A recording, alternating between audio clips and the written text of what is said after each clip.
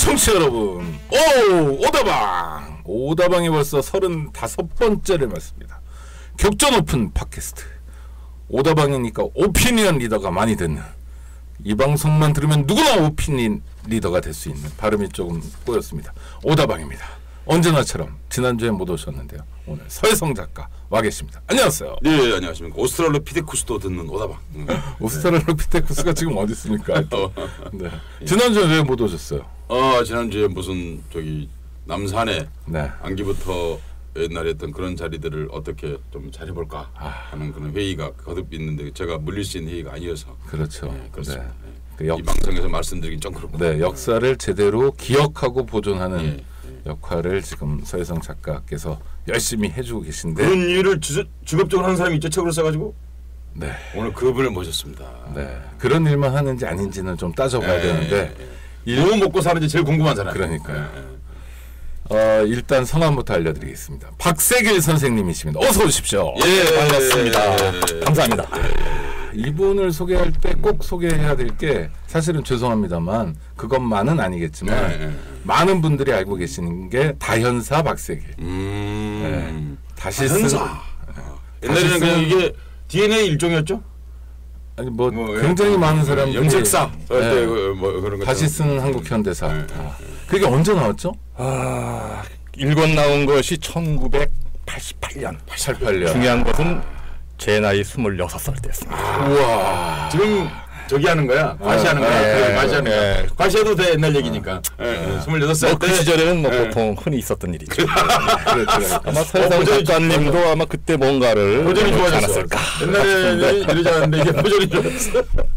그래서 1권부터 3권까지. 3권은 1992년 10월 6일 날 발행됐는데, 또 중요한 것은 제 첫 딸 생일날이 바로 그날이었습니다. 출생일입니까? 출생일과 3권 발행일이 정확히 일부러 맞춘 겁니까? 아니면 우연일 것 같은데? 거의 비슷했는데 출판사에서 다소 조정하여 맞췄어요. 근데 거의 틀리진 않습니다. 제왕절개 수술은 아니고. 사실은 제왕절개 수술이었는데 아무튼 맞는 얘기입니다. 이게요. 이게는 얘기 아닙니다. 이게 어마어마하게 팔렸죠. 그때 돌베개였나요? 예, 돌베개. 돌베개가 였고 지금도 돌베개입니다. 한동안 그거로 먹고 살았던 것 같은데요. 왜 다시 쓰는 현대사가 그 당시에는 거의 교과서 같은 책이었지 않습니까? 솔직히 말씀드리면 일단 저로서는 운이 좋았다.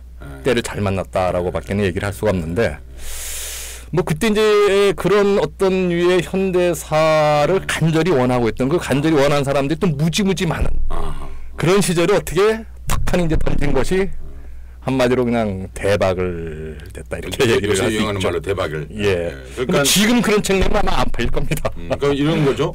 사실 그 전까지 있어도 현대사가 있긴 있었죠. 정확하게 말하면 분단사였죠. 분단사. 그렇죠. 분단사였는데 박세길 선생님께서 그것이 이제 민족사적 관점에서 전체 현대사를 기술한 책인 거죠. 그러니까 과감하게 저 북한까지를 우리 현대사 영역에 딱 끌어들인. 그렇죠. 대담한 실험을 좀 글을 잘 쓴 게 했다고 아니고, 볼 수 있죠. 그러니까 북한을 냈다, 이래서 이렇게 된 게 아닌가. 뭐 글도 저는 조금 잘 썼다고 생각하는데. 이제 정치자 여러분께 설명을 좀 드리자면, 이제 젊으신 분들도 있을 테니까 80년대에 이제 그 87년 6월 항쟁이 이제 되면서 사람들이 이제 우리가 왜 이렇게 독재를 오랫동안 지배받고 사나 가만 생각해 보니까 그중에 핵심이 분단인 거야. 그런데 북한에 대해서 좀 알고 싶은데 안기부가 제공하는 거 말고는 사실 아는 것도 없어. 더구나 북한 현대사는 어떻게 되는지도 몰라. 그런 상황이었는데 박세길 선생이 사실 그 시기에 통합적 민족사적 관점에서 근현대사를 이해하고 싶어하는 욕구가 강렬했죠. 그리고 그때가 88년 몇 월에 나왔죠, 책이요? 88년 11월쯤입니다. 그러니까 88년 8월에 김중기 이름도 기억나네. 그렇죠? 뭐 통일운동도 하고 북한 바로 알기 운동, 또 남북 학생회담 추진 이러면서 붐이 조성됐죠. 막 끓고 있던. 그러니까 그게 있다고 그 책이 나오는 건 아니거든요. 그렇죠. 그러니까 사실은 그러니까 시기는 맞은 거죠. 시기 맞은 거죠. 딱 맞아 떨어지는 사실 이런 거죠. 지식 분자가 적절한 시기에 책을 내는 것이 참 어렵습니다. 왜냐하면 26을 지식 분자라고 얘기하기에는 애가 애가 근데 이런 거예요. 그러니까 그 일제 강점기 때 그러니까 이게 원래 훌륭한 고아들이 세계를 만드는 것입니다. 네. 박세길은 고아다. 이렇게 들은 보는 건데 뭐냐면 서정주 이를테면 이런 사람들이 일제 때 데뷔할 때 10대에 데뷔해요. 그렇죠. 그게 왜 그러냐면 당연하죠. 왜냐면 앞전 선배들은 근대시를 쓸 줄 몰랐어. 네. 그러니까 당연히 10대에 데뷔하는 게 너무 당연한 거예요. 그 당시에. 그 일종의 앞전 세대하고는 고아 상태인 거죠. 그렇죠. 그런데 서정주를 칭찬하려고 그런 게 아니에요. 그 당시에 뭐 등장한 상황이 이제 네. 그랬다는 거죠. 이른바 70년대 후반 80년대 학번이라는 게 학번이라고 표현하겠습니다. 제가. 왜냐하면 주로 지식인들이 거기서 태어났기 때문이죠. 그 세대들도 고아예요. 왜냐하면 그 앞전 세대한테 특별히 물려받은 게 없는 거예요. 그런 태도에 대해서. 네. 그러다 보니까 고아로 분리된처를 했기 때문에 그리고 더구나 그 당시에 이제 가장 중요한 게 왜 고아라고 느꼈냐면 박정희 전두환의 아들이고 싶지는 않았거든 아무도. 쓸만한 사람 중에 여기서. 그러니까 네. 도저히 인정할 수 없는 아버지, 의붓아버지 같은 존재가 있었기 때문에 맞습니다. 스스로 고아로 자처할 수밖에 없었어. 그러니까 너는 우리 애비가 아니야지. 그러니까 그런 과정에서 일종의 그다음에 20대 초반에 이미 상당히 성숙되어 있는 세계관을 가졌다는 거죠. 그러니까 고아는 그렇거든요. 고아가 왜 일찍 그렇죠. 성장하잖아요. 네, 맞습니다. 20대 초반에 스스로 살아야 되니까. 자연인 26세라기보다 네. 그런 점에 사회적 의미에서는 본격적인 새로운 세대의 출현. 그러니까 단지 26살로 설명할 수 없는 힘의 크기가 있었다. 이렇게 말할 수 있겠습니다. 제가 왜 26살 때 쓸 수 있었는지에 대해서 우리 서혜성 작가가 좀 명쾌하게 네. 설명을 해준 것 같습니다. 저도 오늘 처음 깨달았습니다. 아니 사실 그냥 알고 보니까 그러네요. 예. 두 분은 친구시죠? 그렇죠. 예, 밖에다가 친구입니다. 친구 맞는데 친구에서 말하는 건 아니고 제가 사실 그럼요. 방송이 아닌 사석에서 이런 말하기가 좀 쑥스러워서 네. 수십 년 동안 얘기 안 하고 있었는데 제가 오늘 드디어 얘기를 하는 겁니다. 네, 저도 오늘 귀중한 깨달음을 얻었습니다. 네. 그 감사합니다. 속된 질문 하나만 할게요. 엄청나게 많이 팔렸는데 얼마나 팔렸습니까? 이거는 1급 비밀이에요. 왜냐하면은 국가보안법 아니요. 출판사의 그 세금. 이 세금. 옛날에는 그게 굉장히 중요한데 세금 너무 많잖아요. 지금 88년이니까 이미 10억 그리고 이제 완성됐고. 출판사 명예 뭐 이런 게 있어요. 뭐 이게 만약에 뭐 그럴 가능성은 없다 하지 만약에 이게 이제 누군가가 착각하고 파헤친다면 조금 그러면 수십만 분은 거뜬히 넘었죠. 예, 거기까지는 말씀드리겠습니다. 거기까지는. 그러니까 11만 부에서 99만 부 사이. 저 선생님 죄송합니다만 강만기 선생님의 그 한국 근대사 현대사 이게 좀 통사고 대중적이어서 그나마 좀 팔린 책인데 창기에서 나왔는데 한 이게 20배 차이 날 것 같은데요. 그게 다연사하고. 그렇다 하더라도 3만 번 넘기지 어려웠을 겁니다. 한 20배 차이는 아마 짐작한데 날 것 같아요. 제가 좀 완전히 짐작을 말씀드리는 거고요. 박세길 다연사. 그래서 이 다연사 사람들이 나한테 박세길. 물어봐요. 뭐라고요? 박세길이 가명 아니냐? 가면 같아 보이네. 진짜 가면 진짜 같아 보인다. 분명히세요? 그거에 대해서 조금 제가 좀 설명을 드릴 게 있는데 제가 이제 그 다연사를 낼 쯤엔 대부분 그런 좀 체제에 좀 반역하는 류의 책들을 낼 때는 대부분 필명을 썼어요. 그럼요. 네. 왜 자칫하면은 이게 문제가 될 수 있으니까 그걸 피해 간다는 문제가 생기는 차원에서 필명을 쓰는 저는 거꾸로 실명을 써야지 안전할 거다. 왜 그런 생각을 했냐면은 이 기관 애들이 말이죠 묘한 습성이 있는데 필명 내지는 가명을 쓰면 요놈들이 뭔가 좀 캥긴 게 있으니까 의심하거든요. 괜히 문제 아닌 것도 문제를 삼는. 근데 딱 실명을 쓰니까 거기서 일단 딱 벗어나더라고요. 그래서 참 재밌다기보다는 그 정말 이게 말이 안 되는 그 우스운 현상이 일어났는데 책을 쓴 사람은 아무 문제 없이 넘어갔어요. 사법적으로. 근데 그 책을 다연사를 읽었다는 이유로 국가보안법 위반으로 구속된 경우 여러 번 있었어요. 그럼요. 많아요. 그래서 저도 많이 알아요. 그래서 어쨌든 간에 많은 사람들이 그 박세기는 필명일 거다, 가명일 거다. 아니 그리고 이제 일을 했던 거죠. 우리 박세길 선생님 세자가 어이잖아요.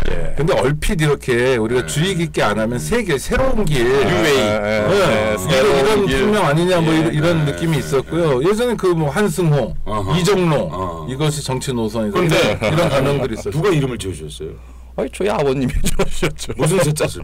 인간세. 그 돌림입니다. 뭐 특별한 아예 돌림. 돌림이라서 뭐 특별한 때. 없습니다. 그렇죠.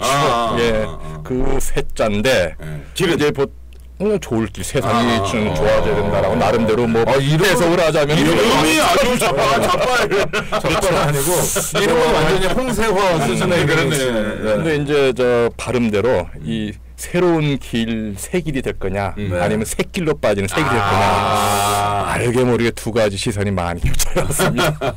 최근 몇 년 동안에는 전통적인 시각 내지는 어떤 그 사고 틀에서 벗어나는 조짐이 보인다 해서 이건 새로운 길 새 길이 아니라 새 길로 빠진 새 길이다. 그런 좀 보이지 않는 글들이 많이 있었죠. 2016년이니까 벌써 거의 30년 가까운 28년 전 책인데 다현사 다시 쓰는 한국 현대사는 지금도 팔리죠.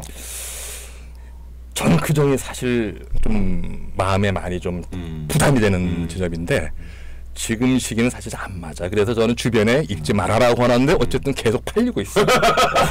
필자가 읽지 말고 이상한 필자. 저도 그런 태도를 갖고 싶습니다. 그럼 일단 10만 부 팔려야지. 그 친구들 사이에서는 넌 좀 이상하다. 주변에 그 읽으려고 하는 사람들한테 읽지 말려고 하느냐. 근데 저는 부담이 큽니다.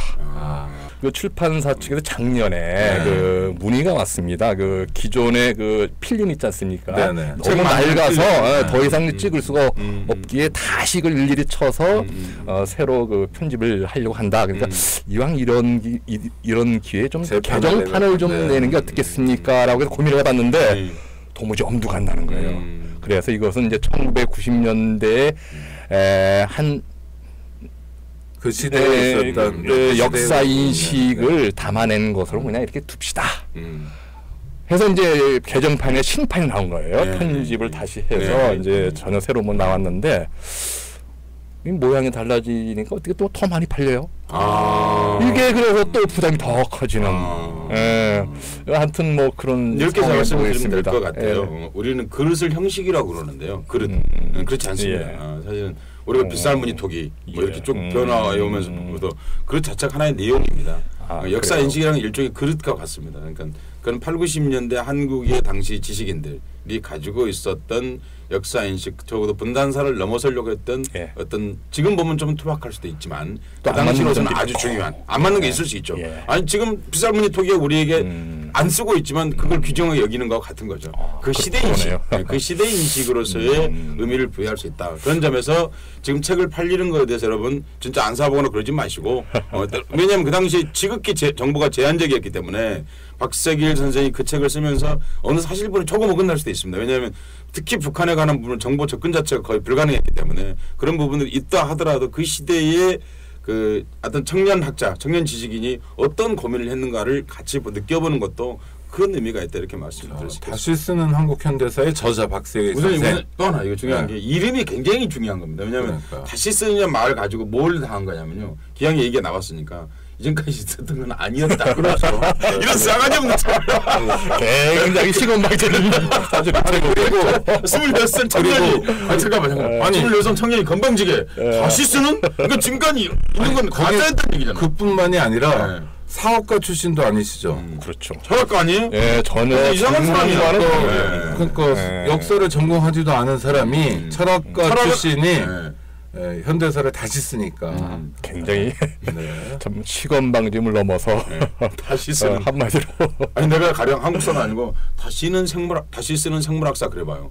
생물학자들이 뭐라고 그랬어 나한테요. 이런 똑같이 반응을 하겠죠. 그런데 다시 쓰는 역사단 말이에요. 그런데 철학은 공부를 했습니까? 학교 다닐 때? 아니 저희 어머님 표현을 그대로 빌리자면 대모하기 바빠 죽겠는데 무슨 공부했습니까? 그래서 감옥에 다녀오셨죠? 예, 물론 갔다 무슨 일로 왔습니다. 가셨습니까? 뭐 참 창피한 얘기입니다만은 뭘 창피해? 노동 현장 진출을 위해서 같이 그 준비했던 그룹이 있었는데 간 게 아니고 간 것도 아직 간 것도 아닙니다. 아니고 간 것도 아닌데 흔히 하는 말로 이제 그때 후리갈이라고 이제 하는 좀 속된 용어인데 이 경찰들이 그냥 완전히 그냥 자 이렇게 뒤지는 거기서 북한 관련 자료가 나와버린 겁니다. 제 후배 한 명이 관리하고 그 당시에는 이게 엄청난 사건으로 간주되면서 지금은 별거 아닌데 국가보안법 위반으로 국가보안법 위반으로 조직 사건이었나요? 아이 조직 사건도 아닙니다. 아니 조직을 만들어보고 아니 안 만들어도 조직이 되죠. 그래서 발표는 조직으로 됐죠. 아니요 그냥 뭐 북한 지지 고무 찬양 정도로 그냥 이적 표현물 뭐 소지? 배포, 소지 배포 뭐 이런 정도로 해서 하셨죠? 다행히 저는 저 2심 때 그때 묘한 바람이 불어가지고 일제히 내보내던 때가 있어요. 이게 줄을 잘 선 거죠. 2심 때 집행유예로 나오는 바람에 딱 그게 10개월. 몇 년도 10개월. 일입니까? 87년도 4월달에. 그러니까 6개월을 살면 나이롱 징역 그랬거든요. 그런데 1년을 살면 징역이라고 그랬고 10개월을 살았으니 징역이 갈 수도 없고. 그러니까 부족한. 근데 사실 청취자 여러분 감옥 10개월은 긴 시간입니다. 대단히 사실은. 긴 시간이고요. 사실은 저한테는 이건 좀 이거 저 주의 있게 좀 들어주기 바라는데 개인적으로는 축복의 시간이었어요. 여러분 그런다고 일부러 가실 필요는 없습니다. 가질 필요도 없고 또 가게에서 안 되겠죠. 근데 그렇죠. 축복의 시간이었다고 표현하는 것은 사실 이때 그 감옥 안에서 어쩌다 이 한국 현대사 관련 자료를 집중적으로 탐구를 하다 보니까 그러신가요? 대략 감이 잡히더라고요. 이게 우리 현대사의 실체구나. 사실 그때 공부한 것을 안에서 감옥 안에서 조금 이렇게 한번 정리를 해보고 그랬었는데 그 그럼 안에서는 감옥 안에서 또 보험법 추가되는 거 아니에요? 그거 가지고 감옥에서 볼만한 책만 봤겠죠. 이거 좀 많이 알려진 얘기입니다만은 그때는 지필이 허용이 안 됐어요. 그러니까요. 그래서 그 우유팩 껍데기 있지 않습니까? 네. 그걸 다 벗겨서 몰래 반입한 볼펜 신 가지고 한 50장 정도로 우리 현대사의 맥락 정리를 해봤는데 볼펜도 아니고. 볼펜은 눌렀으면 몰래 구해서. 근데 이게 이제 감옥 안에 그때 뭐 그냥 양심수가 넘쳐나던 시절인데 한마디로 대히트를 친 거예요. 딱 감이 오더라고요. 야, 요거 나가서 한번 제대로 정리되면은. 그 우유가 어디다 두셨어요? 버리셨어요? 아니 우유가 그 껍질 벗겨서. 그 어디다 두셨냐고. 그런데 그게 네. 그 저 건방이라고 그러죠. 방 일일이 알죠. 이제 그 저 교도관들이 와서 검색을 하면 털린 겁니다. 그래서 그때 이제 협상을 했어요. 우리가 당신들이 원하는 거 좀 들어줄 때 그거 돌려달라. 그래가지고 이게 이제 다행히 이제 조용히 넘어갔죠. 그래서 그 자료를 안 뺏겼군요, 그러니까. 안 뺏겼습니다. 그리고 이제 그것은 안에서 그 양심수들이 학습 자료로 계속 활용이 됐던 겁니다. 나와서 이걸 정리한 게 다현사가 된 거예요. 아니 그 종이 우유가 어디다 두셨냐? 그건 모르겠습니다. 다른 말하자면 양심수 동지들이 계속 돌려보는 돌려보는 중에 저는 나가버렸어요. 다른 데로 가버렸으니까. 그거 있으면 근무하잖아요. 아무튼 뭐 어떻게 되는지 모르겠습니다만은 만약에 그때 제가 이제 감옥에 들어가지 않았으면 아마 다현사는 탄생 안 될 수도 있어요. 아니 그럴 가능성이 컸다는 겁니다. 이럴 때 YTN처럼 설명하고 싶어요. 뭐요? 여러분께서는 지금은 1980년대 감옥 상황을 청중계로 듣고 계십니다. 딱 지금 그런 상황. 그래서 나중에 그 주간 잡지에서 5개에서 5을 일궈낸 한 사례로 이렇게 이제 5에서 5골이 앞에 5은 네. 감옥이고 뒤에 5은 구수록. 우리가 말하는 구수록이고. 기사가 있었습니다. 기자가 쓸만한 기자였네요. 근데 죄송스럽게도 그 잡지는 주간 조선이었습니다. 몇 년도요? 아마 80 책 나온 다음이니까 아마 89년이나 90년 80 6월항쟁 직후에 주간조선과 월간조선의 주요 필자 중에 강만길, 리영이 뭐 이랬을 때가 있었어요. 그때는 이제 6월항쟁 이제 눈치 보면서 확 바람이 부니까. 그 유명한 얘기가 있잖아요. 그 신문은 이제 그 평양에서 발행했어도 성공했을 것이다. 그렇죠. 김일성 장군 만세도 얼마든지 할 수 있는 탄력 있는 언론. 일단 궁금한 건 그 일반적으로 우리 청취자들이 아는 건 박세길, 다현사니까요. 지금 어떻게 지내시는지도 궁금합니다. 지금은 새로운 사회를 여는 연구원, 약칭 새사연의 상임이사 직책으로 거의 상근에 준하는 그러니까 계속 활동을 하고 있습니다. 새로운 길을 열거나 새로운 사회를 열거나 이런 쪽에 계시는군요. 셋자를 못 벗어나. 그러니까 새길이라고는 이 이름이 갖고 있는 어떤 운명적인 요소가 뭐 있는지 못 새로운 사회를 여는 연구원이 이게 저희가 듣기로는 뭐 손석춘 선생 언론인도 하셨고 교수도 하시고 계시는 저도 창립 멤버입니다. 그렇습니까? 연구소 소개를 해주세요. 이게 그러니까 뭐 제야 연구소입니까? 뭐 어떻게 불러야 됩니까? 말 그대로 이제 뭐 많이 쓰는 표현을 그대로 옮기자면은 권력과 자본 모두로부터 독립된 뭐 기업으로부터 일체 지원을 받지 않은 100% 순수 민간 싱크탱크죠. 네. 그러니까 새사연에서는 그 생활인이라고 하는 표현을 좀 자주 씁니다. 네. 이 생활인들이 그 회원 가입해서 회비를 납부하고 이것을 재정적인 토대로 해서 운영되고 있는 그런 자칭 진보 싱크탱크죠. 네.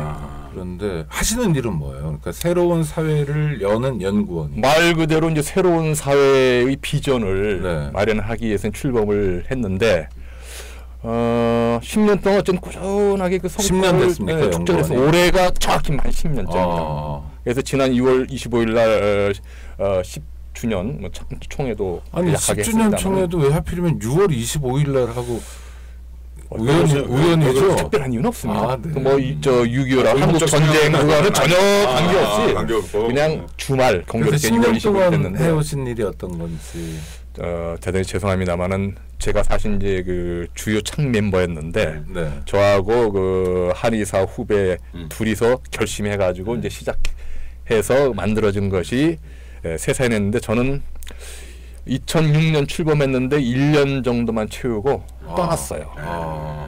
떠나서 세상과는 좀 거리를 둔 상태에서 저 나름대로 이제 개인적인 탐색 과정을 거치다가 올해 초에 이제 재결합을 했는데 복귀를 한 거죠, 복귀.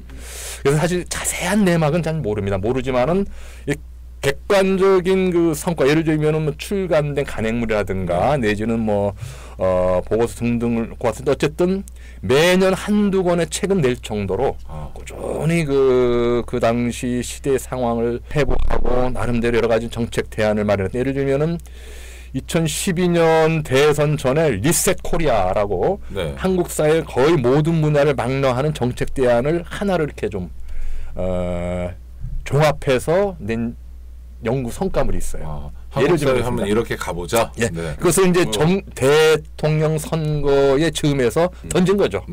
이런 방향으로 한번 한국 사회를 완전히 재구성을 해보자라고 하는 이런 그러한 것을 꾸준히 왔습니다. 좀 더 드리면 새사연은 어떤 일을 하는 데냐면요. 그러니까 지금까지 주로 연구소가 이제 학교에 속해 있거나, 그렇죠. 혹은 이제 기업에 속해 네. 있거나 이런 것이었는데 또 시민운동을 다양한 각도로 했지 않습니까? 그런데 이것은 이제 시민운동 영역이긴 한데 시민이 갖고 있는 생각을 통합하는 한국 지식인들을 말하자면 조합 같은 걸 만든 거죠. 만들어서 이제 대안을 내세워보자. 그러니까 지금까지 그냥 크리티컬한 태도만 취하는 게 아니라 현실적으로 실행해볼 수 있는 대안들을 내세워보자 하고 이제 만들었던 거죠. 근래에 서사인이 어떤 일을 하고 있는지 궁금하시면 그 서사인의 이메일 그 가입하시면 돼요. 그럼 매 주마다 소식이 와요. 뭐 가령 뭐 몽골에서 무슨 일이 있었다 그러면 몽골 사태를 진단해 보자. 약간데 뭐 이런 형태로 해서 그 우리가 당면하고 있는 이슈들을 막연하고 추상적인 게 아니라 당면하고 있는 이슈들에 대한 진단과 그것을 어떻게 풀어가 볼 것인가 하는 그런 것들을 같이 제기하는 싱크탱크이죠. 그런데 싱크탱크는 사실 회원들만 갖고 되는 게 아니라 그걸 후원해 주는 사람들이 사실 많이 활동도 더 다양하게 할 수 있는데 우리나라에서는 싱크탱크가 참 세계적으로 싱크탱크가 없는 나라거든요. 사실. 기술을 갖다가 현실에 풀어 먹는 것만 하지 회사에서 R&D 없는 거 같은 거죠 우리나라는. 그러니까 사회운동의 지금 중요한 영역에서 사실은 싱크탱크가 제가 보기엔 한 10개 정도는 최소한 있어야 뭐가 돌아갈 텐데 서사에는 그런 차원에서 지식인들의 생각을 모아서 다시 재구성하고 다시 시민사회의 발전을 위해서 그걸 다시 사용하도록 하는 그런 저수지 같은 역할을 하고자 만들었고 애초에 뜻에만큼 높이도 다르지 못했으나 그러나 여전히도 10년 동안 그 일을 해내고 있는 훌륭한 조직이다. 이렇게 설명드릴 수 있겠습니다. 새로운 사회를 여는 연구원입니다. 거기서 지금 상임이사로 활약하고 계신데요. 박 선생님 사실 모시게 된 거는 어떻게 지내나 궁금하기도 하고요. 또 옛날에 유명하신 분이어서가 아니라 최근에 책을 하나 내셨는데 이 책 역시 제목이 좋지 않아요. 네? 제목이 좋지 않아. 제목은 좋지 않은 것 같습니다. 위험해. 그래요? 두 글자 선언. 아이고. 근데 주로 왜 책 제목이 위험합니까? 하나는 다시 쓰는 뭐 어쩌고. 그러네요. 선언. 이렇게 남을 이렇게 겁박하듯이. 아니 정할 때는 저는 상당히 이렇게 좀 매혹 적이다라고 이렇게 느껴서 정했는데 지금 와서 생각해 보니까 상당히 좀 도발적이고 좀 심하게는 좀 건방지게. 박 선생님 선언을 매혹적이라고 느끼십니까? 정말 좀 독특한 우리랑 다른 분이시네요. 자, 와. 제가 이제 몸담고 있는 것이 새로운 사회를 연구원이라고 하지 않습니까? 근데 10년 동안 새로운 사회를 여는 것을 목표로 해서 활동을 해왔는데 냉정히 말씀드리면은 좀 잠시 좀 떠났던 제 입장에서는 조금 좀 건방진 표현일 수 있겠습니다만은 새로운 사회를 열지 못하고 그 문 앞에서 계속 놓고만 한 것 같은 느낌이 좀 들었던 겁니다. 많은 그 노력을 했고 성과를 쌓았습니다. 불구하고 그렇다면은 한번 확실히 한번 열어제치는 과감한 한번 그 도전을 해보자 해서 사실 이제 이 선언이란 제목의 책을 쓴 것이고 처음에 제목은 새로운 사회를 여는 연구원, 즉 새사연이 처음 낸 책이 새로운 사회를 여는 상상력이었어요. 예? 그래서 이제 상상을 넘어서서 구체적으로 뭐 선언을 해보자 해서 처음에는 새로운 사회를 여는 선언 이렇게 이제 제목을 정했는데 31살 연구원 분이 한 분 계시는데 여성 연구원입니다. 예, 이분이 상근하시는 분이 계시죠. 예, 제안하기를 그냥 앞에 생략하고 그냥 선언하십시오. 그러면 사람들이 좀 궁금해서 호기심을 느껴서 이렇게 보게 될 겁니다라고 제안을 하는데 아주 귀가 솔깃하더라고요. 그래가지고 그냥 거두절미하고 그냥 선언해버린 겁니다. 예. 그런데 이제 그 다음 그 여기저기 나오는 반응이 이제 과거 소위 이제 그 진보 운동에 몸담았던 사람들로부터 주로 나오는 반응인데 1차로 공산당 선언을 이렇게 떠올리는. 나는 자연보호 헌장이 떠올랐는데. 그러면서 이렇게 그 은근히 연상을 시켜서 이것도 상당히 좀 도발적인 그런 제목으로 이렇게 받아들인 경우도 꽤 있겠구나 싶었습니다. 이런 책 제목으로 나온 적이 한 번도 없었죠. 선언. 네, 없었죠. 선언이라는 제목이 말이 들어간 책 자체가 없었죠. 그렇죠. 앞에 뭐가 붙죠. 보통 붙은 책은 뭐 이러저러하게 있었는데 어렵죠 사실. 감히 선언 이렇게 제목을 친 경우는 없었더라고요. 그 어떤 내용을 담으신 거예요? 뭐 간단하게 줄여서 말씀드리면은 이 선언이라는 책은 현재 대한민국 사회를 돈 중심 사회로 일단 규정을 짓습니다. 그렇죠. 돈 중심 사회. 돈 버는 게 최고의 목표이고 돈을 중심으로 경제가 돌아가고 돈으로부터 모든 권력이 나온 사회 이렇게 규정을 짓는데 더 이상 이 돈 중심 사회로는 이 사회가 유지 발전하기 어려운 묘하게 한계 봉착했다고 규정을 하고 그 반대물인 사람 중심 사회로 전환을 해야 된다라고 이제 주장을 하는데 왜 사람 중심 사회로 가야 되는가? 객관적 이유가 있어야 될 거 아닙니까? 그렇죠. 그 이유를 설명하고 그럼 어떻게 가야 되는가? 실행 전략까지를 담아서 근데 사람 중심 사회라고 하니까 약간 북한 얘기 아닌가 하는. 네. 예, 뭐 저 좀 일화 하나 소개하면은 이제 그 작고하신 그 신영목 선생님이 그 자리를 마련해 주셔서 주로는 이제 기업 그 경영자들 대상으로 해서 제가 특강을 한 적이 한 번 있었어요. 2012년도에. 그 강의 제목이 사람 중심의 미래 경영이었습니다. 근데 강의에 대한 평은 대단히 좋았어요. 홍보 좋았는데 일각에서 왠지 주사파 냄새가 난다. 그러니까 이 사람 중심이 또 주사파. 이 묘하게 우리 사회에 이렇게 연관짓는 그런 좀 일종의 습관, 이제 문화가 좀 있는데. 이게 메카시 영향이죠. 메카시 그렇죠. 근데 뭐 저는 뭐 논리적으로 전혀 무관하다고 이렇게 강변하고 싶은 생각은 없는데 읽어본 사람들은 뭐 전혀 그런 상상을 하지 않는. 아니 오히려 이런 겁니다. 똑같은 얘기여도 인본이란 말 아니에요? 그렇죠. 인본주의 하면 그런 느낌이 하나 없는데 사람 중심하면 그런 느낌을 가져요. 자동 연상. 그렇죠? 사실 그 북한에서 이른바 그 주체사상 혹은 사람 중심의 세계를 얘기한 것이 제가 보기에는 그렇게 대단한 일이 생각하지 않거든요. 왜 그러냐면요. 너무 당연한 얘기 아니에요? 사람 중심으로 사는 게. 늘 좋은 얘기 할 땐 그렇게 해요. 그러니까 종교적 가르침도 그렇고. 사람 중심의 태도라고 하는 것은 그 그리스 이후에 지금까지 역사를 지금까지 인간 활동에서 가장 중요한 부분을 차지하고 있는 것이죠. 특별히 그것이 북한에서 얘기하는 사상일 수는 없는 거죠. 그러니까 지극히 보편적인 인류사에서 사람이 사람 중심으로 생각해야지. 그럼 뭐 물질 중심으로 생각하거나 이러면 안 되죠. 아니 우리나라의 국시가 뭡니까? 방공 말고 진짜 국시. 그런 국시 같은 게 있다면 아니 배웠죠. 홍익인간 홍익인간이 사람 중심이잖아요. 인본주의고 널리 사람을 이렇게 한다는 거니까 그런데 아니 그러니까 저만이 아니라 다른 분들도 이 책이 사람 중심이란 걸 아주 전면에 내세우니까 이를테면 이념 아닙니까? 그렇죠? 우리가 지향해야 될 가치. 그런데 책도 안 읽어보고 저처럼 그거 약간 주체사상 얘기 뭐 북한처럼 되자는 거 아니냐라는 의문이 생길 수도 있어서 제가 여쭤보는 거예요. 그래서요. 사실 그런 그 시선이 꽤 그 저를 좀 내리꽂 찔러댈 것 같아서 서문에 이 선언이라는 제목이 담고 있는 의미 중에 하나는 기존 사상으로부터의 독립 선언이다라는 걸 아예 명시를 했습니다. 일종의 독립 선언이네요. 그러니까 기존에 이제 뭐 저는 그 사회주의라고 하는 것에 상당히 심취했던 시절이고 그리고 그 사회주의의 아시아적 변형으로서 마오이즘이나 주체 사상에도 굉장히 깊이 있게 진지하게 탐색한 적이 있었다는 걸 솔직히 얘기했습니다. 서문에. 그러나 그 이후에 저는 이것을 그냥 접고 뒤로 물러난 것이 아니라 이걸 딛고 넘어서려고 하는 그 다음 지점으로 가려고 정말 오랫동안 그 몸부림쳤고 결국 가까스로 새로운 지점에 발을 디뎠다라는 얘기를 서문에 분명하게 드렸고 아마 읽어본 사람들은 다 공감을 하는 것 같아요. 이런 맥락이구나. 지금 하고. 책을 보니까 추천서는 또 박원순 시장이 있으셔서 그렇게 됐습니다. 주사파 책은 아니다.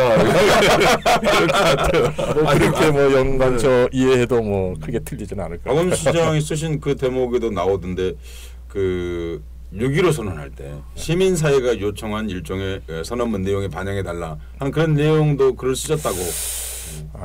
정확히는 남북 정상회담 추진이 결정됐을 때 발표됐을 때 여기에 맞게 뭔가 시민사회가 좀 반응을 보여야 되는 거 아니냐 해서 이제 시민사회 300인 인사 공동 선언이라고 하는 거를 이제 그 발표를 했는데 그 초안을 좀 제가 잡았던 거예요. 근데 이제 재미있었던 것이 사실 이제 지금도 마찬가지입니다만은 말이 시민사회지 생각이 천양지찬인 거야. 각양각색 여기 자리 한 3사람만 하더라도 서로 다를 수 있는데 그 다양한 사람들의 생각을 고루 충족시키는 게 사실 쉽지 않았던 거죠. 어렵죠. 근데 그거를 어쨌든 제가 딱 써가지고 거의 한 번에 다 통과가 됐어요. 그런 점이 이제 당시 그 시민운동에 종사했던 지금의 이제 박원순 시장 내리 굉장히 좀 인상 깊게 이렇게 좀 박혔나 보더라고요. 당시는 아마 참여연대 사무처장이었을 텐데.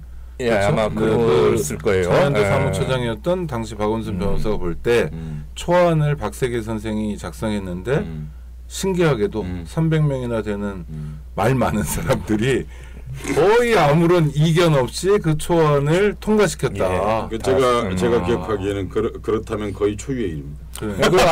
그저 이력 없는 일이다. 제가 선언문을 하도 많이 저도 써봐서 특히 남북 관계는 어려워요. 원래 이제 저에 대한 일반적인 식은 이제 그대로 표현하면 NL 골수 꼴통 정신하게 하는 뭐 이런 인식이 강했는데. 전 뜻밖의 이제 그런 그 초안을 내놓았던 게 굉장히 의외의 이력고 그래서 많이들 이제 기억을 했던 것 같아요. 안녕하세요, 오창익입니다. 인권연대는 정부나 기업의 지원을 사양하고 오로지 시민의 참여로만 운영하는 100% 순도의 민간 인권단체입니다. 1999년 창립 이래 한눈 팔지 않고 오로지 인권운동에만 매진해 왔습니다. 인권연대 회원으로 참여해 주세요. 인권연대 회원이 늘어나면 그만큼 인권연대의 활동도 풍부해지고 활발해집니다. 인권연대 회원 가입은 인권연대 홈페이지를 참고해 주세요. 감사합니다. 그래서 이제 박원순 시장과 일적 관계로 그런 신뢰가 있으시군요, 그러니까. 그런 뭐 좀 이렇게 좀 간간히 뭐 이렇게 서로 이렇게 만나는 정도 수준이지만은 그런 좀 서로에 대한 중요한 일을 할 때, 중요한 일을 할 때 이제 거죠. 그런 인연이 있으셨군요. 그러니까 뭐. 여기 있는 사람들 혹은 일반 지식인들은 뭐 다 조금 알 수 있겠습니다만은 돈 중심 사회와 사람 중심 사회를 가장 중요한 차이점 어느 것이라고 생각하시는지 이 책 선언회에서 중요하게 다루고 있는 내용이지 않습니까? 조금 전에 이제 말씀드렸습니다만은 어떤 개별 기업을 봐도 그렇고 전체 우리 국민 경제를 봐도 그렇고 명확히 돈 버는 걸 최고의 목적으로 삼고 있고 현재는 그리고 이 돈의 흐름. 을 중심으로 기업이나 전체 경제가 돌아가지 않지 않습니까?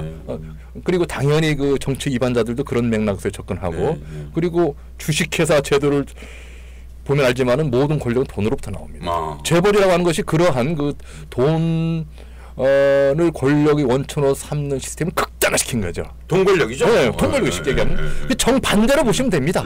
사람이 곧 최고의 목표이고 모든 경제활동의 중심이고 그리고 사람도 모든 권력이 나오는 이 재밌는 건 말이죠. 이 진보적 성향의 사람들은 이 벤처에 대해서 굉장히 그 좀 무관심하거나 냉소적인 반응을 보이는데 오히려 이런 사람 중심 경제 내지는 사회의 싹을 보여주는 게 이 벤처 기업이에요. 자세히 들여다보면 여기서 뭐 장황하게 뭐 얘기를 할 수 없겠습니다만 청취자들 잘 이해해 보세요. 예를 들면 이런 겁니다. 이 좀 가끔 그 일부 그 진보 매체에 소개됩니다만은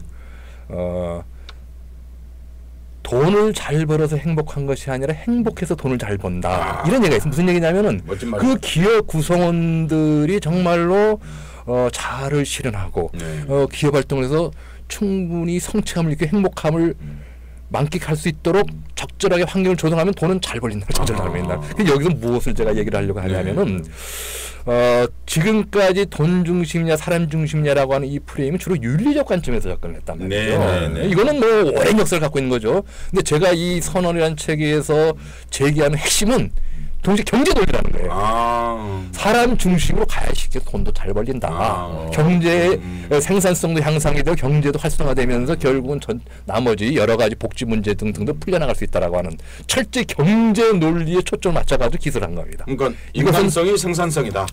뭐 굳이 말하자면 그런 거죠. 이를테면 어떤 상황이 있겠습니까? 그런 게 구체적으로요. 사람 중심으로 경영을 한다는 게 이 책에 제가 일일이 뭐 소개하지는 않았습니다만은 기사화된 그 한 사례 중에 하나는 1년 휴가에 제한이 없는 그런 실제 기업이 있어요. 연가가 자기가 쓰고 싶은 대로 쓰는 거죠. 출퇴근 시간도 제한이 없는. 뭐 하는 회사입니까? 주로 이제 그 IT 분야 회사인데 이제 당연히 그 벤처 기업이죠. 한마디로 그 구성원이 정말 열정을 갖고 얼마만큼 그 몰입할 수 있냐. 그러니까 자 요즘 창조 경제라는 말을 많이 씁니다. 이게 뭐 저 우리 박 대통령이 썼다고 해서 좀 기분 나빠하는 사람이 많은데 박원순 시장은 똑같은 표현을 써요. 사실은 그래요? 지식 경제를 얘기했다가 창조 경제로 입장을 바꾸신 것 같은데 했더니 자기는 원래부터 창조 경제였다고 딱 이렇게 그냥 취미를 떼시던데. 자, 창조 경제라고 하는 거는 간단히 말씀드리면은 그 지식, 감성, 상상력으로 구성되는 인간의 창조력이 가치 창출의 주요 원천으로 되는 그런 경제입니다.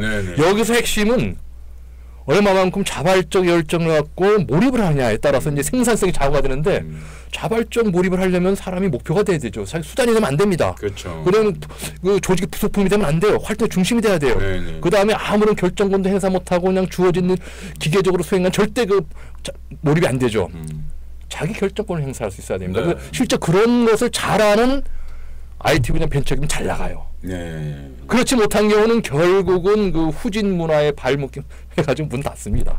그런데 이게 그냥 IT 등 이러한 어떤 그 신산업 분야만이 아니라 기존의 제조업도 마찬가지라고 하는 것이 이제 오히려 그 사람들의 그 창조적 능력을 키우는 걸 위주로 해서 한마디로 그냥 단순 육체 노동했던 사람들 엔지니어로 그 양설하면서 기업의 생산성이 엄청 향상되는 이런 것들이 다 어떻게 보면 사람을 중심에 놓고 기업 경영의 그 기조를 바꿔버린 틀을 바꾼 그런 사례고 사례는 오히려 많습니다. 전체적인 소설지만.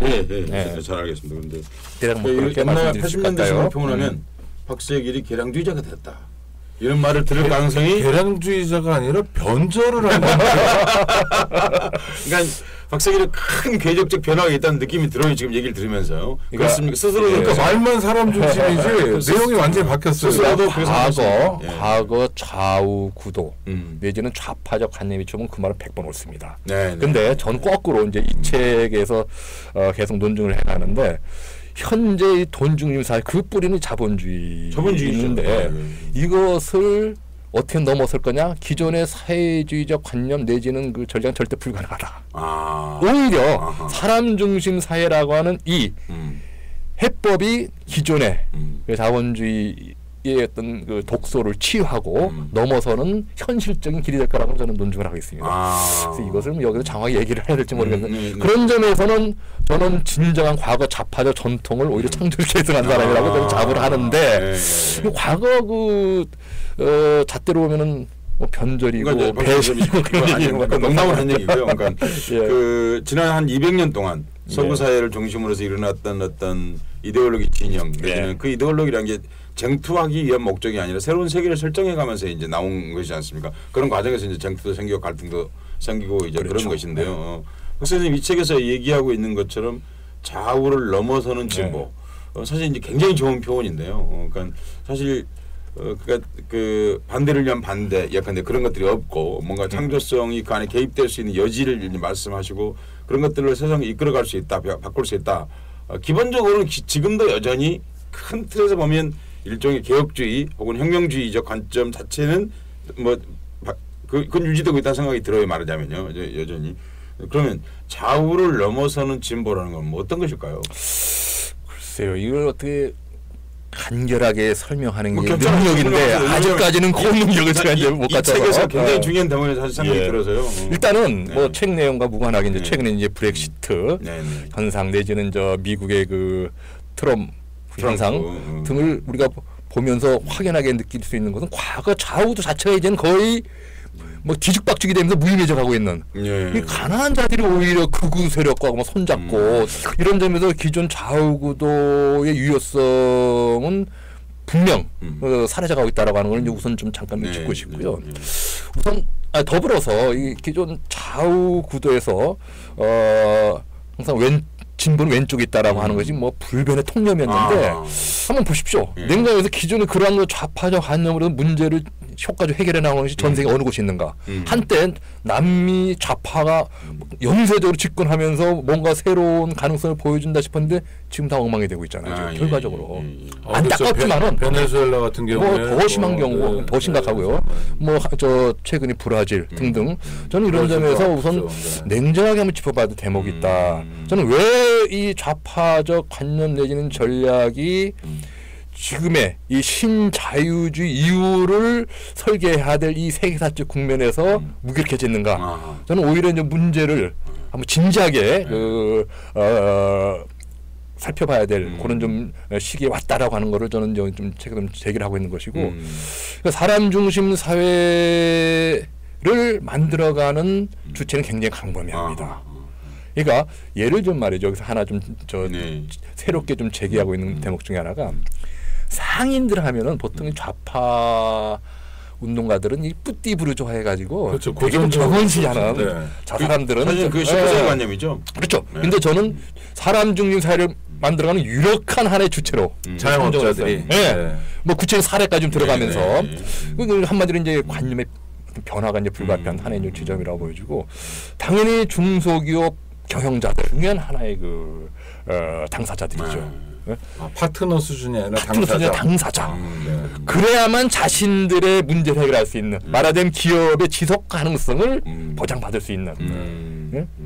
의외로 저는 그 이 중소기업 심지어는 대기업 일부 경영자들과 직접 만나서 대화보면 이 얘기에 상당히 깊이 공감을 합니다. 저도 지금 말씀을 드리면서 이런 생각이 들거든요.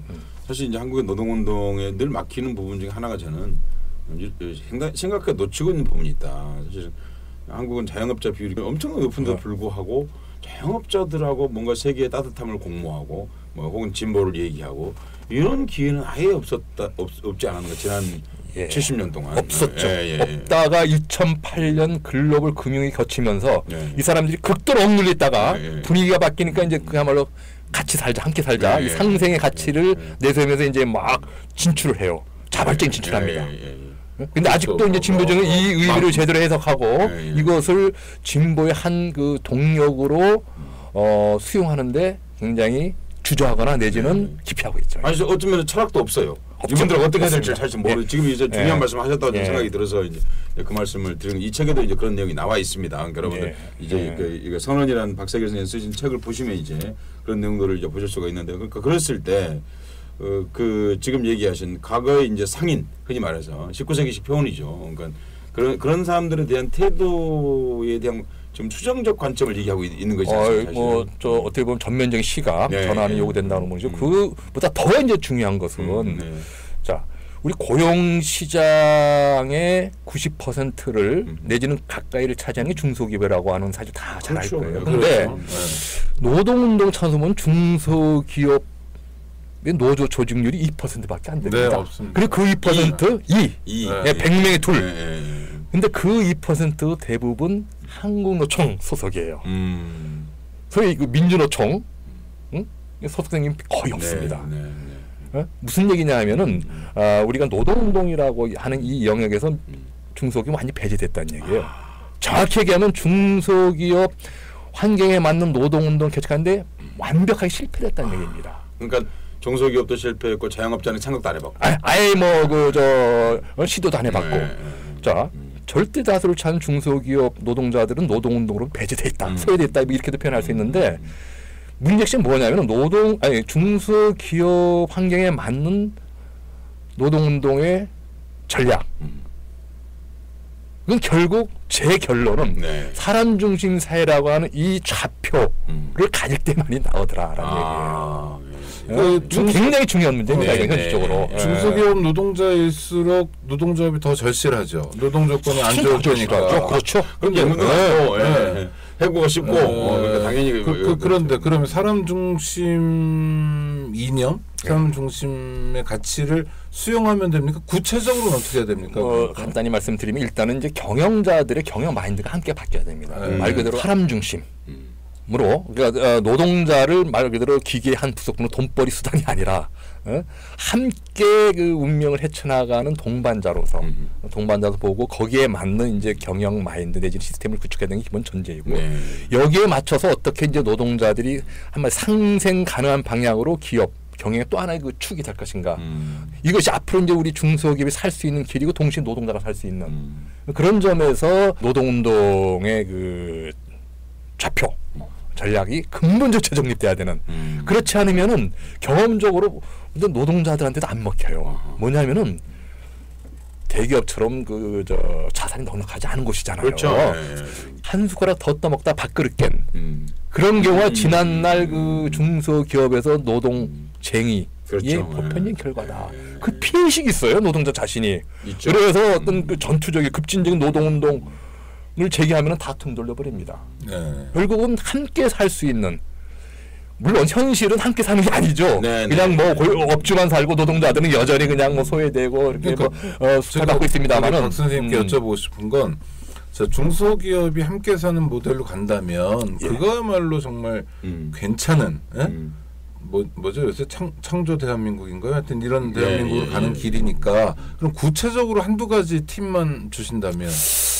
그러니까 가장 안타까운 이럴 때 이제 어떤 우리가 모범으로 소개할 수 있는 모델이 딱 있으면 얘기가 참 쉬워요. 그러니까 나름대로 그 노동운동에서 출발했는데 이렇게 했더니만 결국은 이게 답이더라라는 게 있으면 참였는데 그걸 못 만들어내는 게 저는 이제 오늘 우리 운동의 한계라고 보여지는데 방금 얘기했던 그 삼정 P&A 같은 노동조합이 있어요. 근데 한국노총결입니다. 그래서 사실 이제 노동운동 관점에서 접근해서 만든 사례라고 보기는 좀 어려운 점이 있어요. 그런 좀 아쉽지만은 어쨌든 간에 저는 이 노동의 진화 전략이라고 이렇게 얘기를 하는데 단순 육체 노동조차도 창조적 능력을 학습 훈련을 통해서 그것만이 노동 생산성 나아가 기업 생산성을 끊임없이 향상시키면서 상생하는 그런 어떤 그 길을 열어갈 수 있다고 하는 건데 그런 점에서는 응용 가능 참고할 만한 그 사례는 많죠. 중간 정리를 한번 해보자면 이제 이렇군요. 그러니까 박 선생 어떤 사상적인 어떤 큰 궤적인 일정한 변화가 좀 있다. 이렇게 저는 뭐 스스로 끊임 변화를 추구하는 겁니다. 그렇게 과거의 그 틀, 기성의 어떤 그 틀에서 뛰쳐나와서 새로운 뭐 지평을 열려고 하는 그렇다고 해서 과거의 완전한 단절은 아니죠. 아니죠. 거기서 이제 그걸 걸음으로 해서 그렇죠. 이제 어떤 이제 상당한 부분의 변화가 있다라는 느낌이 첫 번째가 이제 들고요. 또 하나는 이번에는 좀 과거와 다르게 굉장히 사실 철학적 명제를 좀 담은 내용이다 그런 생각이 좀 들거든요. 이 선언이라는 책이요. 그러니까 그전에는 어떤 역사적 사실을 논증하거나 재구성하거나 이런 거 있다면 이번에는 결국 우리 삶의 자세에 관한 근원적 질문 그리고 자본주의 사회에서 혹은 이렇게 시장 사회에서 혹은 뭐 어떤 그런 사회에서 혹은 자아나 우나 이렇게 돼 있는 그런 것 속에서 우리는 어떻게 살아가야 하고 특히 이제 그 중에서도 특히 이제 기업, 특히 중소기업 혹은 자영업 자 이런 분들 안에서 어떻게 아까 방금 말씀하신 노동의 진화라고 말씀하셨는데 노동의 진화가 결국은 관계의 진화를 동시에 요구하지 않습니까? 그렇죠. 뭐 정확한 지적이죠. 그러기 위해서는 거기 하나의 아주 일상적 명제이자 철학적 명제일 수 있는 그 사람 중심, 그 가치를 거기에 놓게 되면 동시에 그 사람 중심에서 그 가치가 생산성도 동시에 높일 수 있는 가능성을 갖게 되고 그렇게 됨으로써 이 사회가 적어도 지금보다는 평화로울 수 있는 그런 조건을 이행해 갈 수 있다. 그러니까 왜 선언이냐? 그것은 이제까지 주로 지난 300년 동안의 서구 사회 이후의 목표가 주로 돈 중심의 세계였다면 그걸 깨트리고 이제 새로운 사람 중심으로 나아가는 하나의 선언 바탕이자 디딤돌이자 그런 것으로서 선언의 의미를 갖는다. 그런 말씀이신 거네요. 그러니까 이 책이 이제 뭐 막 나왔잖아요. 자, 뭐 저희 방송은 오피니언 리더들이 많이 듣는데 저희 청취자들 중에서 특히 이 책을 쓸 때 이런 사람들이 봤으면 좋겠다라고 염두를 두신 독자층이랄까요? 이를테면 중소기업 사장님들 보라는 건가? 아니 뭐 다 보면 좋겠지만 물론요. 아니면 좀 젊은이들이 좀 읽어봤으면 좋겠다든지 뭐 이렇게 염두에 두신 대목이 있으셨어요? 그러니까 궁극적인 목표는 지금의 청년들 나이로 굳이 말하자면 20, 30대가 이 책을 열심히 읽어주길 바라는 게 저의 가장 간절한 소망입니다.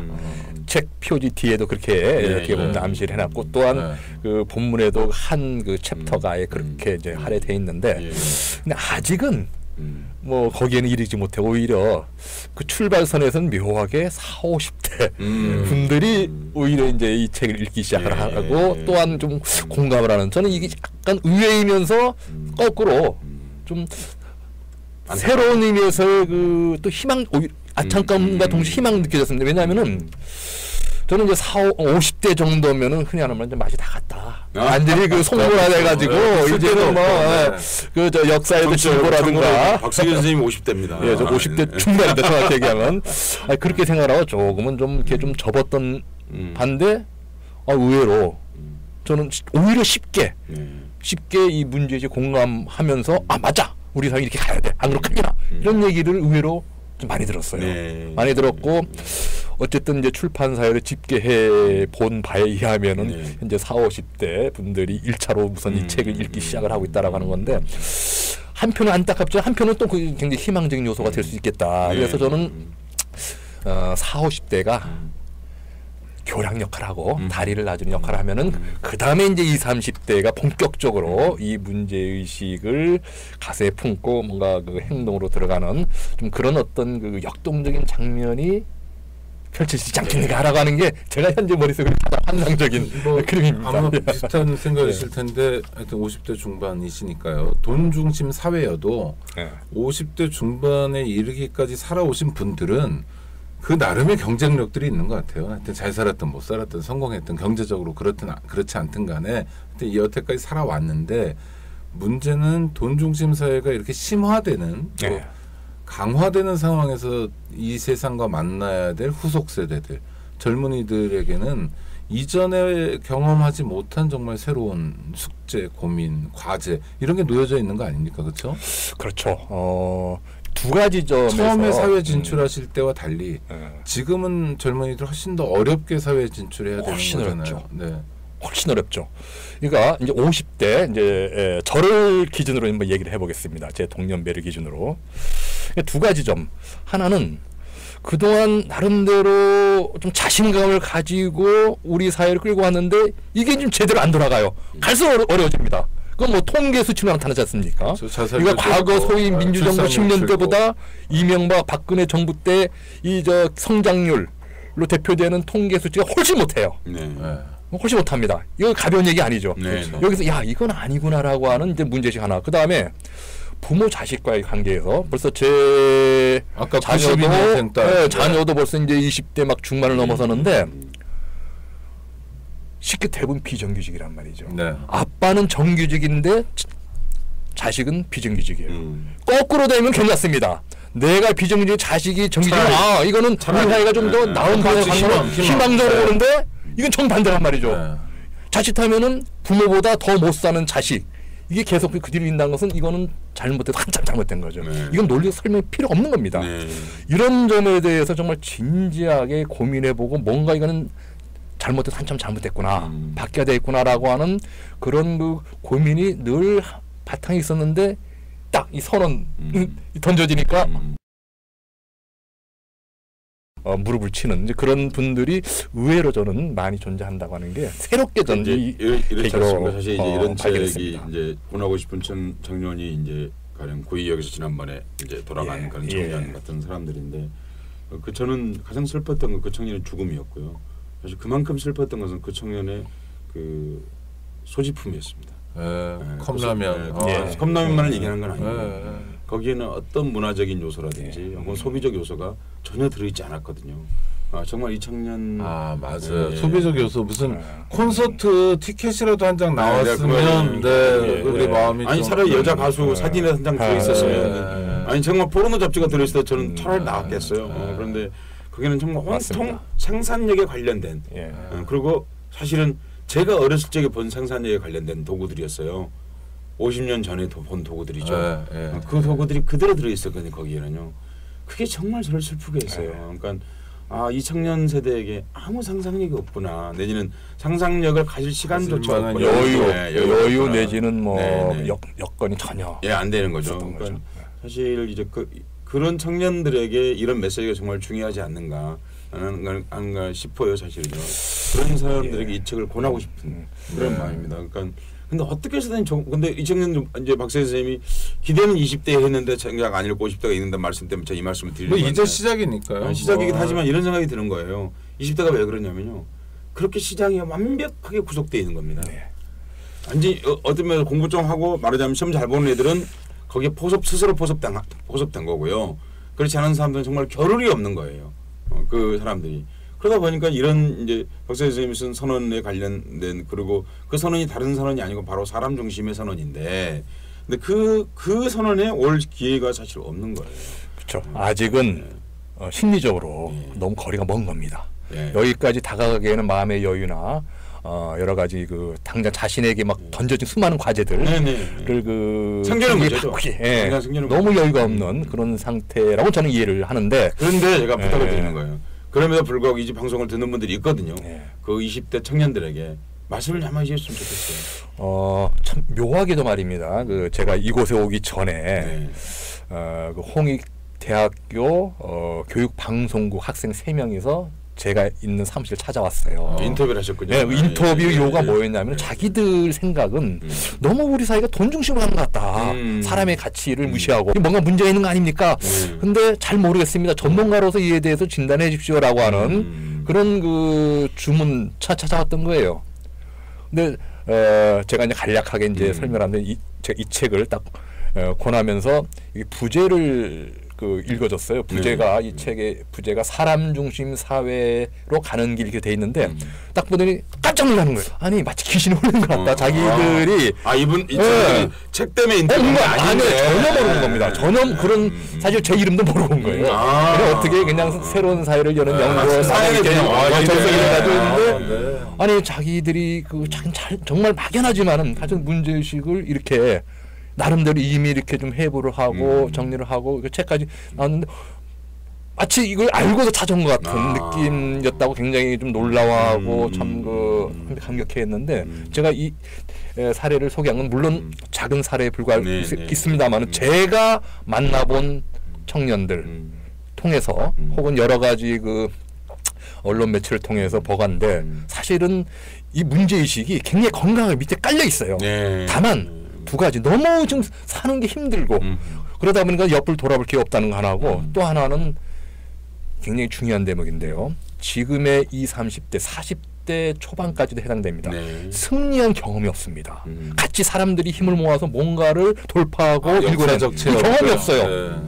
97년 외환위기 계속 깨지는 경험만 있습니다. 역시 어제 그 경험인데 지금 이제 서울시립대 대학원에 재학 중인 학생인데 제가 이런 얘기를 했습니다. 지금 목표하는 바는 1차 이 선언책이 담긴 문제의식을 함께 고민하고 나눌 수 있는 한 1,000명 정도 네트워크를 형성해 보겠다라고 했더니 깜짝 놀라. 그게 가능합니까? 가능하다. 그랬더니 그다음 그러면은 모든 게 달라질 겁니다. 그런 얘기를 해요. 응? 1,000명이 다른 네트워크에서 같이 고민하면은 뭔가 이제 해볼 만한 자신감이 생길 텐데 저는 거기서 느낀 게 이런 경험이 한 번도 없었구나. 그러다 보니까 과감하게 뭔가 새로운 미래를 향해 도전해 볼 수 있는 그 용기와 배짱이 잘 안 생겼던 겁니다. 그래서 그런 경험을 함께 만들어가는데 앞선 40, 50대 우리 분들이 이렇게 적절하게 다리 역할을 해준다면 저는 엄청난 역동적인 그 변화가 일어날 거라고 저는 확신하는 겁니다. 예. 아니 그 지금 좀 분석적으로 말씀하셨어요. 그거 말고 20대들 들려주고 싶은 얘기 1분이든 2분이든 괜찮으니까 짧게. 저는 지금 이 상황에서 그 누군가가 나타나서 정책 한두 가지 구사하면 우리 사회가 확 바뀐다? 이건 환상이라고 말씀드립니다.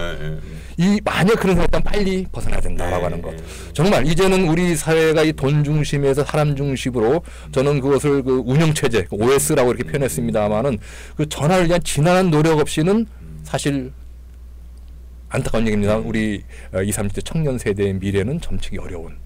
그것이 현재 엄연한 우리 현실이라고 하는 것을 좀 직시를 하고 기존의 이 돈 중심 사회에 대한 아주 비판적 의식을 계속 확산시켜 나가면서 이것을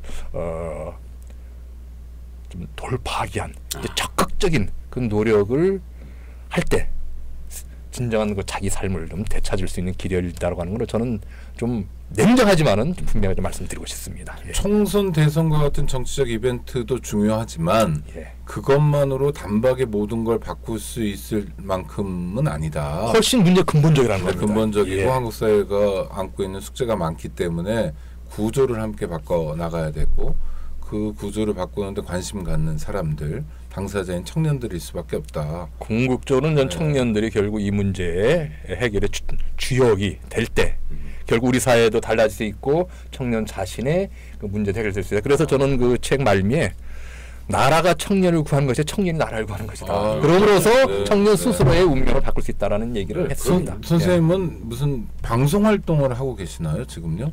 아니요. 그런데 왜 이렇게 방송을 잘하세요? 두 분이서 잘 유도를 해주시는 거죠. 잘했는지는 모르겠습니다. 왜냐하면 지금 벌써 1시간이 넘었습니다. 끝내야 돼요. 아이고 마무리를 해야 될 텐데 일단 우리 서 작가님. 청년 여러분에게 사실 저는 이 책을 권하고 싶습니다.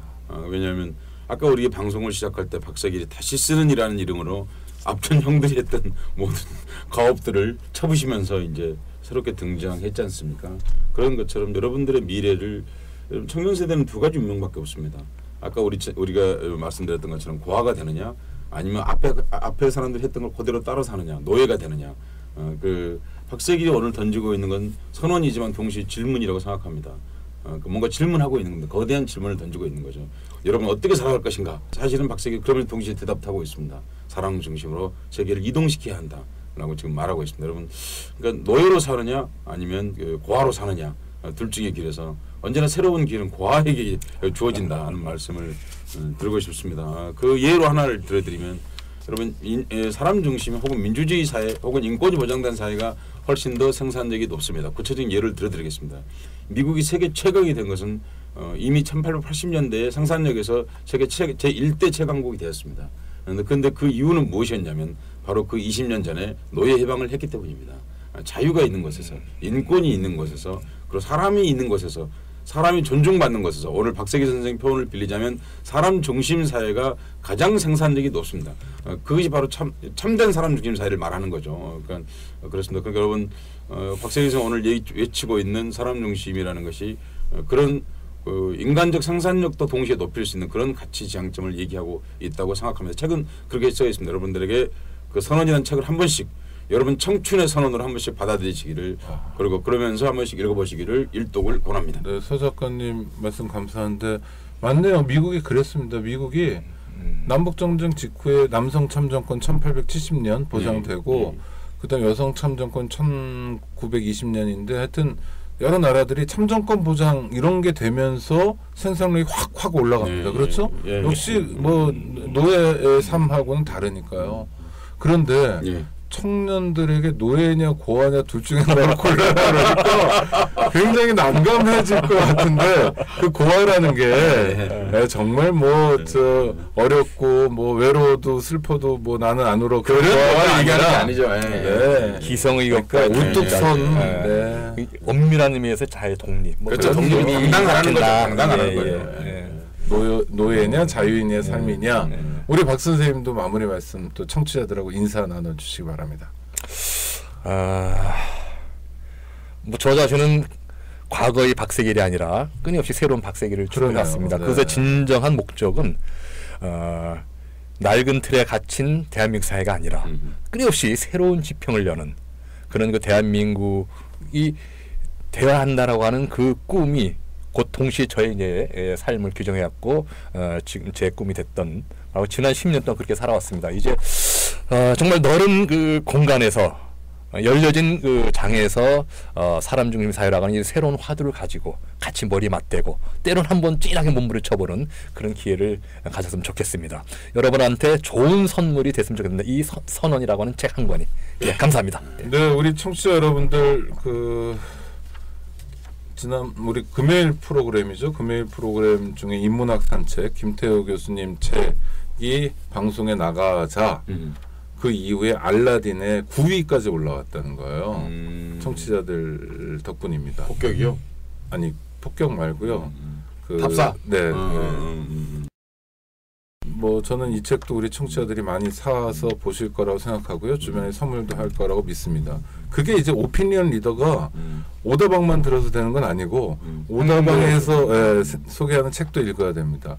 저는 오늘 굉장히 감동적인데 80년대 후반 90년대 초반 다시 쓰는 한국 현대사를 통해서 한국 청년들의 가슴을 울렸고 정말로 뭔가 다시 한번 보자라고 외쳤던 청년 지식인이 거의 30년 만에 다시 이번에는 현대사 정도가 아니라 한국 사회를 한번 다시 보자. 정말 이대로 우리가 갈 수 있느냐, 자신 있느냐. 그게 아니라면 지금부터 바꾸고 이거는 총선 한번 대선 한번 잘 치르는 정도가 아니라 우리의 체질을 바꿔보고 살만한 세상, 사람이 존중받는 그런 세상으로 한번 가보자. 이런 말씀, 이런 화두를 또 던져주시는 게 감사하고요. 감동적이었습니다. 박세길 저 두 글자입니다. 선언. 네, 많이 구입해 보시고요. 또 주변 분들하고 선언 책에서 제시하는 여러 쟁점들에 대해서 이야기도 나눌 수 있었으면 합니다. 두 분 감사합니다. 고맙습니다. 고맙습니다. 네. 안녕하세요. 장발장은행의 대표를 맡고 있는 홍세화입니다. 200만 원, 300만 원 벌금을 내지 못해 감옥에 갇히는 분이 매년 4만 명이 넘습니다. 장발장은행은 이분들에게 무이자 무담보로 대출을 해주고 있습니다. 장발장은행을 후원해 주시기 바랍니다. 실로 모든 게 엉망으로 치닫는 듯한 세상입니다마는